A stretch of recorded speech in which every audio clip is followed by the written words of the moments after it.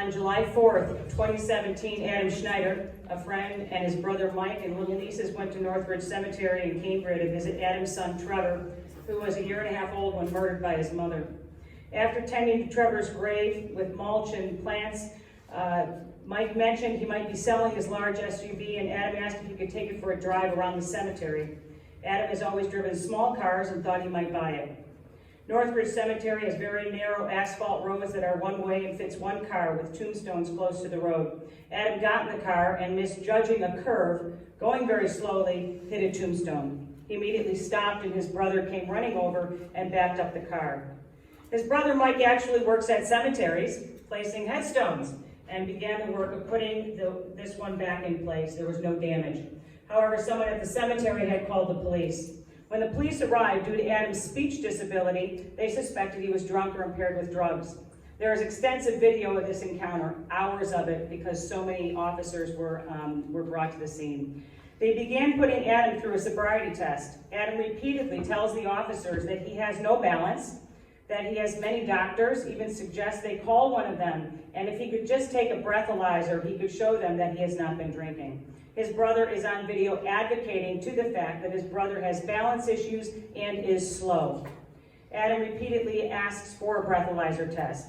The officers make sarcastic comments and put him through a disgusting display of things he cannot physically do while they wait for a fifth police car to administer the breathalyzer. The breathalyzer finally arrives and he registers as 0. The officer that brought it was the chief honcho, and he's seen saying, "Zilch, your call," and he leaves the scene. Adam had been told before the breathalyzer that as long as he registers nothing, he's good to go.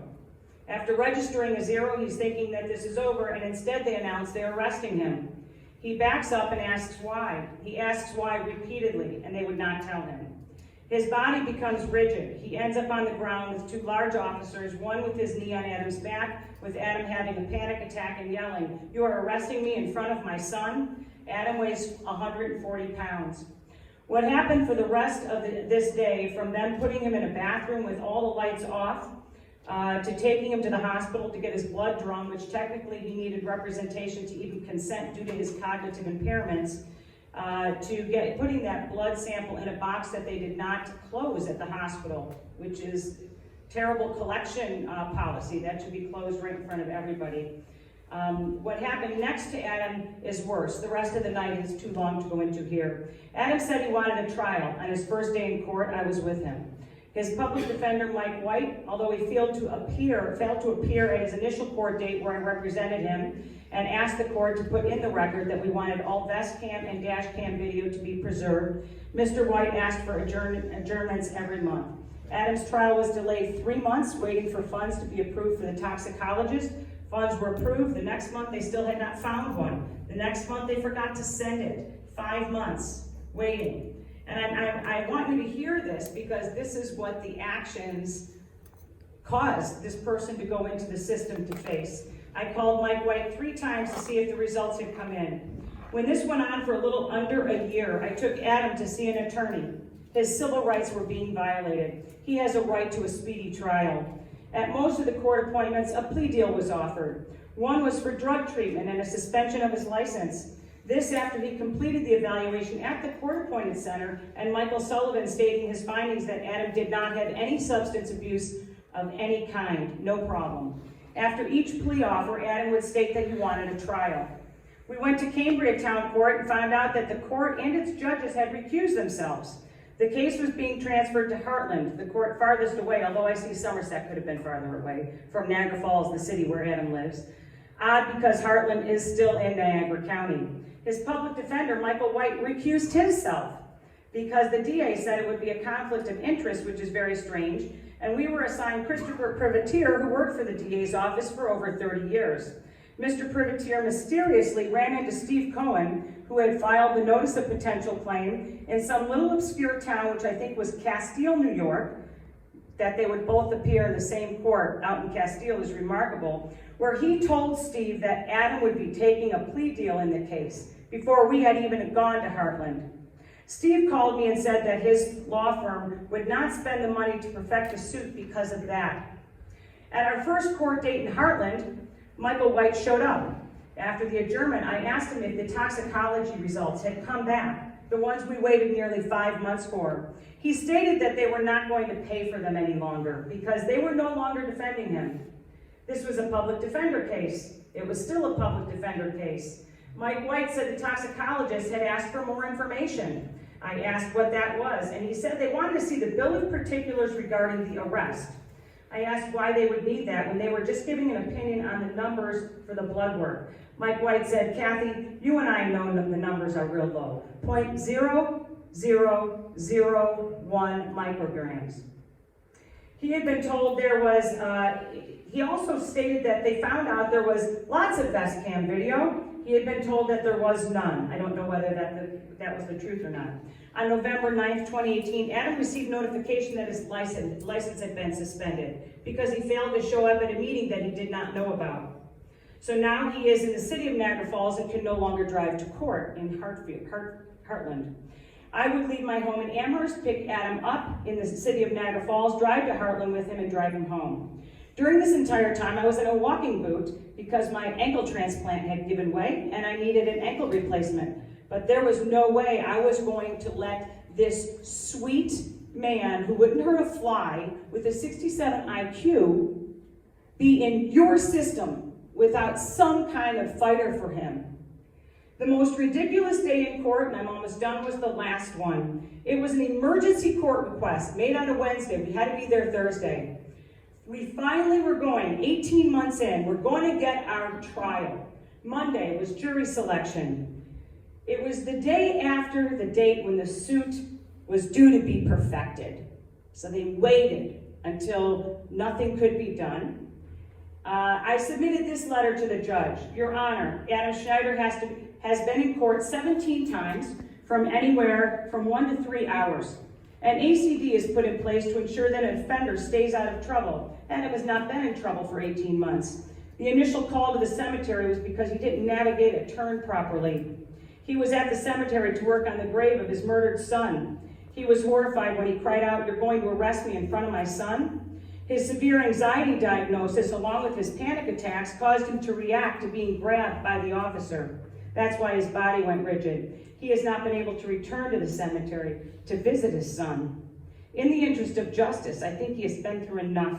There is not a risk of him reoffending. I request that the charges be dismissed. Adam's attorney came into the small office in Heartland with a plea deal that he strongly recommended Adam take. You never know what a jury's going to do, Adam. You could be convicted. A retroactive ACD means he takes the plea, and you take the plea and everything goes away today. You walk out, everything's fine. Let that sink in with what the definition of an ACD is supposed to do. Adam stated, "I want a trial." We go into court, and after he states this to the judge, she says that in the interest of justice, she's dismissing the charges. Adam sat there and cried, and I did too. Watosak was quoted in the paper that her office had just been made aware of his medical problems. That's impossible. That is impossible. His medical files were included with the very first evaluation. Very first evaluation. Not one person in law enforcement there that day stepped back and said, I wonder if the brother's telling the truth. I wonder if this man has a medical problem. I wonder if he has a medical file. Hey, Mike, does this guy have a medical file? Maybe you could run and get it to see that he was not able to do a sobriety check. Because what the suspending of his license by the Niagara County Sheriffs did, they made the phone call and made that happen, was now he had to walk everywhere.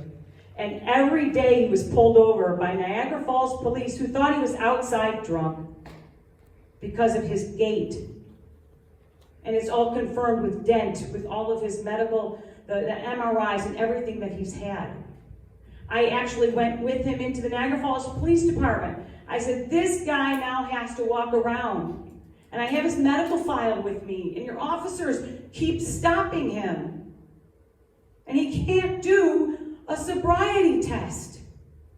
Could you take his picture and put it up in your lunchroom or something? Please. I met Adam in 2008, right after the murder of Trevor. I talked to him for not 10 minutes. I said, okay, there's something wrong. And I asked Dr. Warren Keller to do an evaluation for him so that he would have a good, thorough evaluation and have a document. I don't understand. You're looking at someone who's all about law enforcement. 2 Marines in my family, a male and a female. My son is in the Air Force. He's a cop. Didn't want to be a cop, but you're in the military, so you do what they say you're going to do. A son-in-law who's running Gitmo, he's a Marine. You're looking at someone who's all about you guys, because you're the only person that stands between us and what happened at that cemetery. And you had something up there that said that you have some kind of training for people with disabilities. This is disgraceful what happened to him. Just disgraceful. So you have to take the video from that arrest and you have to study it. You have to study what a person who has physical disabilities looks like, how their gait is, and what their speech. Adam's parents didn't get him to school half the time, so he didn't get the speech therapy. He sounds like my brother, who's a rubella baby, who's hearing impaired. If you stop my brother, you'd be giving him a sobriety test, and he's just deaf. So that has to be fixed. You have to be able to recognize that. You might be able to see my brother's hearing aids, but he talks just like Adam. You can tell everything he's saying, but he has a disability. So I just wanted you to hear the whole story and make sure that in Niagara County never happens again. Thank you. Thank you for your comments. I just want to let everyone know, because I did forget